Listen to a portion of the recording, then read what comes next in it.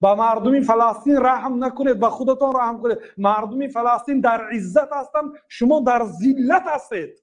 بعد ما گفتیم که از فلسطین دیده ما خار هستیم. گفتم ما خدا ما همه ما قریب دایوس شدیم. زنهای تاجیکستان یه بار دیده بروی چند فایزش خیانت کرد به شوهرش. دخترها نرکمن است. ما ذلیل هستیم، در برابر کفر به زانو شتگی هستیم. مردم فلسطین مردم عزیز هست، در مقابل کفر تن نداد. ما حالت ما خرابتر است از حالت فلسطین.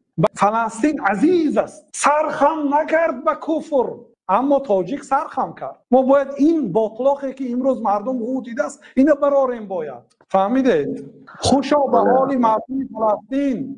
با مردم فلسطین رحم نکنید، به خودتان رحم کنید. مردم فلسطین در عزت هستند، شما در ذلت هستید. شما به خودتان رحم کنید. اونا فلسطینی ها به ما رحم کنند. ما ذلیل هستیم، ما خار هستیم. فلسطینی ها عزیز هستند، به تفنگ و به سلاح در برابر کفر عالمی جنگ دارن. خوشا به حالشان.